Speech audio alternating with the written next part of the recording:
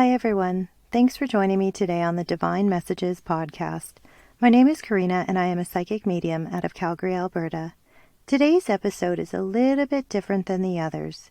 A few days ago, as I was falling asleep, my spirit team told me that they wanted me to do an episode called Dear Diary. And I was so tired, but I sent myself a quick message so that I wouldn't forget about it in the morning. And when I woke up the next day, I asked them what they meant by a Dear Diary episode. And they told me that I was to go find my old diary and quote things from it. And at first I was thinking, oh my God, no way, it's so personal.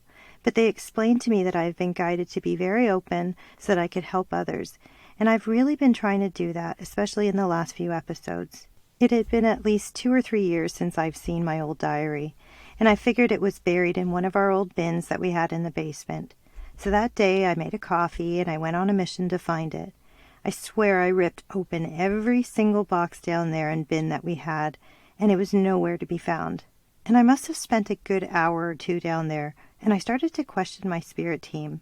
I started wondering if it was some sort of test or lesson for me. I started to think, am I really supposed to find it, or am I just supposed to work through some more old emotions from my past? And I was just about to give up looking because I figured if they really wanted me to do the episode, they would help me find it. But then all of a sudden, as I was about to go back upstairs, I got this strong message to ask and see where it was located. You know, sometimes I forget that as a clairvoyant, I can ask to be shown where something is, and they will always give me the location in the form of an image. So I stopped, closed my eyes, and said to my team, if you really want me to do this episode, please show me where I put this diary. And no word of a lie, I saw them flash an image of a gray box with black handles. So I went to my husband and asked where this hard-shell gray box was, and he said he thought that he had seen it in the garage. So we both go out and we find not only one gray box, but 2. And he hands me the first one, and I open it up, but it wasn't in there. So when I open up the second box, and what do you know, the diary is in it. So here I am doing this episode because I know that it must be one that they find really important because they helped me to find it. And to be honest, the second that I held that diary in my hands, I really started to feel quite anxious because I hadn't read it in so many years because I've been afraid to. And it took me a few hours to find the strength to open it up because I knew that reading the entries would make me quite sad. So let me take you back to when I was just 8 years old. I was always dancing or singing. Music was an incredible escape for me. And back then I loved music from Madonna, and I would put her records on and feel carefree and dance around. But that year the movie Annie had come out, and when I had seen it, I had fallen in love with all of the songs and all of the characters. And I remember begging my mom for the Annie diary that they had made. It was all I could think about, and it was red with a photo of her and her dog on the cover, and it even came with a little lock and tiny key. And one day when we had gone to the mall, we had gone into the bookstore, and my mother actually bought it for me. I was over the moon with excitement for this diary. I could not wait to start writing in it. My very first entry was January 20th, 1984, and my last was October 9th, 1994. There wasn't actually a lot of entries within those years. Randomly, I would just write something on a day when I felt like it. So that day, when I found the diary, I mustered up the strength to finally read it, and I discovered why they actually wanted me to do this episode, and I'll explain a little bit more as I go on. So on May 1st, 1989, I would have been about 14 years old, I wrote this. Dear Diary, some days I get so depressed about everything in life, I don't even feel like living. I wonder what it's like to be dead. Do you have another life? February 11th, 1990. Dear Diary, I can't take it anymore. I'm always depressed. Even my friends and cousins notice it. I have very bad mood swings, and lately every little thing is bothering me. Today, for instance, my parents would say something to me and tears would come to my eyes. I truly hate life. I have even considered running away or killing myself. I break down and cry almost every single night. The mood swings I have are unbelievable. I'm rarely in a good mood. Weird things always happen to me. May 9th, 1990. Dear Diary, I've been so depressed lately. I just don't know how to handle anything anymore. I'm constantly worrying about everything. I can't control my eating either. I've gained a lot of weight and look disgusting. All I do is binge and I can't seem to control myself. I have no idea what I'm gonna do. I hate my life. I really do. I am so damn ugly, fat, stupid, and totally effed up. May 15th, 1990. Dear Diary, the thing I hate so much is that people never understand me. I wish that they could know exactly how I feel, but they don't. And I figure that they never will. Lately I've been so depressed. I've made so many mistakes and I wish I weren't alive. April 21st, 1991. Dear Diary, I guess my social life has gone down the drain. I'm grounded again. I'm sure my parents would be happy if I moved out, and maybe I will. What if I killed myself? Would they then feel that they had driven me to it? Well, it would be true. They don't know what it's like to be me, Karina, the ugly fat one. How would they like to be as ugly as I am? God help me, I will rebel so bad that they'd wish they'd never had me. I hope that I become so sick from not eating that they feel real bad because of all the times they called me fat. July 19th, 1993. Dear Diary, so much has happened. I had to go to school counseling because of the sexual assault on the plane ride to BC.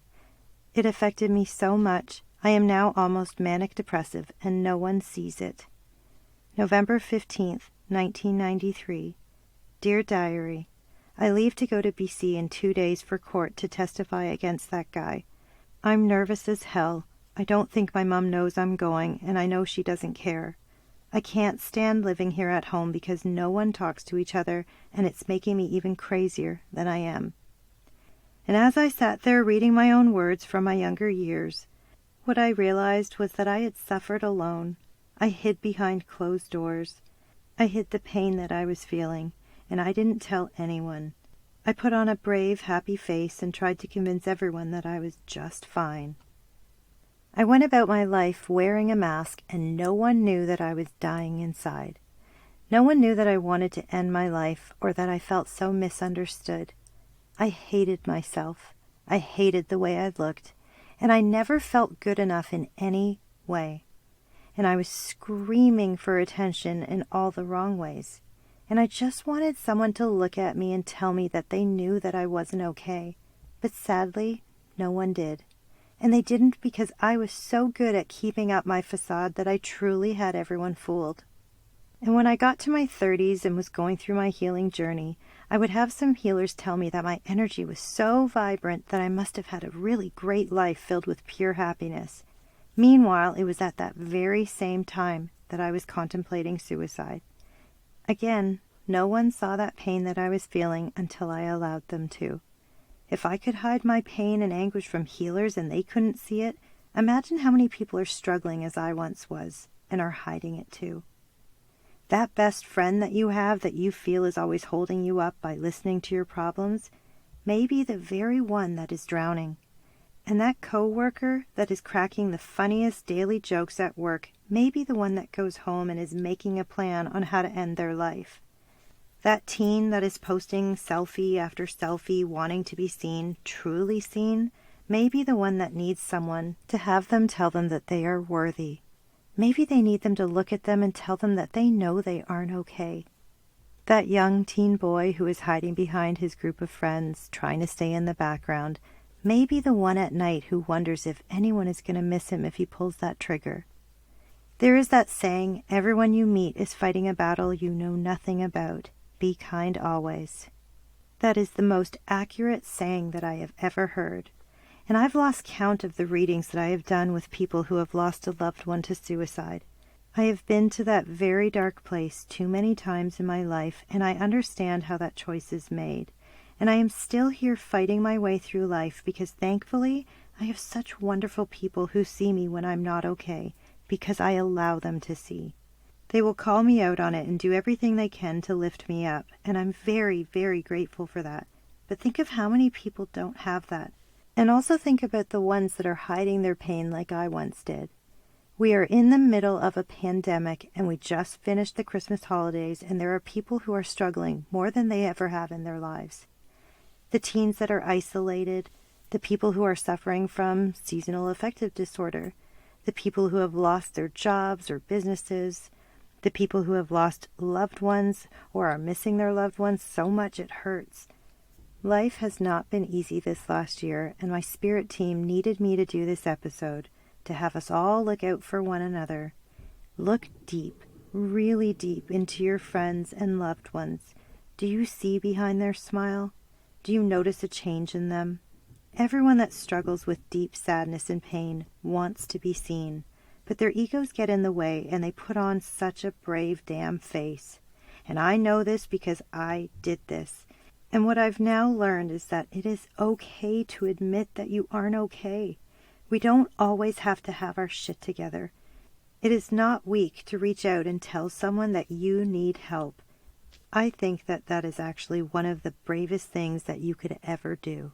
So many of the families that I have worked with have lost someone from suicide, and they've all said that they may have known that they had struggled with depression and anxiety, but they never thought they would actually end their life. And it's not only suicide, it's also the people that have overdosed on drugs because they were so caught up in trying to end their pain that they made a choice that cost them their life.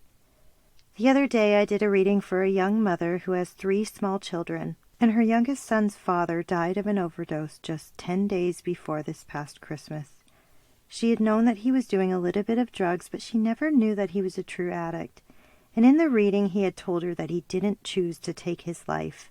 He had said that he had mixed several things that day and accidentally overdosed. And during our FaceTime session, her little guy who was 5 came into the room asking his mom why she was crying. And she told him that she was talking to someone about his daddy and that she was sad. And in the sweetest, most angelic voice he said, "But Mummy, he is right there." And he pointed across the room. And I know without a doubt that he had seen him in that room that day. And the thing that I find so extremely sad is that he actually became addicted to drugs because he was in pain, and he never told anyone. He also chose to suffer behind closed doors, and sadly his life ended because he never reached out for help. So really think about this one. You could be in line at the grocery store while the lady who is paying in front of you is being rude to the cashier. But little do you know that that lady has lost her child and is in so much pain that she doesn't know how she's going to go on.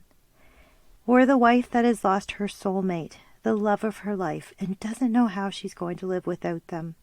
Or the man that has lost his job and he is feeling like a failure because he doesn't know how he's going to provide for his family. Or the woman or man that was just diagnosed with a deadly disease and they are trying to find the strength to live. Or the addict who is feeling so ashamed of the choices they are making. The truth is, we will never know what battle someone else is fighting behind closed doors, and everyone that is struggling wants to be seen and heard whether they admit it or not. I was once afraid to admit that I wasn't okay, and I was desperate for someone, anyone, to see it and help me, but I chose to suffer alone. And that's what most people do, suffer alone. They choose that for many reasons. They may be afraid to be a burden to others. They may feel that no one cares. Or maybe they're just so scared to admit that they are in fact not okay. If we could just learn to look at each other and see right through to the soul, we could help in more ways than we could ever imagine. There is always a little truth behind just kidding, a little emotion behind I don't care, a little pain behind every I'm okay, a little I need you behind leave me alone, and a lot of words behind the silence. So stop whatever you're doing and think about all of your loved ones, your friends, and your co-workers. Look deeper. Who needs your help? Are your children okay? Is your partner or spouse okay? Are your parents, siblings, and friends okay? The greatest gift that we have been given is the gift of communication. Open that door to others. Hold the space for them. Let them know that you are there and will be there without judgment. Pay attention to the small details about their lives, the ones that we miss because we're so busy with our day-to-day bullshit. And the most important question here today is, are you okay? Are you struggling and are you suffering alone? Please reach out to somebody. I know that you want to be seen, felt, heard, and understood, and it's okay to not be okay. You are not alone, and help is out there for you. All it takes is just that one first step to let someone know that you need help.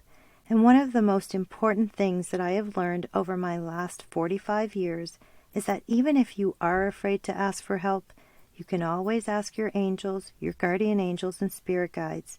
I wish I would have known that in my younger years. They will guide you to the right people and situations that you need once you give them permission to step in. So I want to leave you all with this today.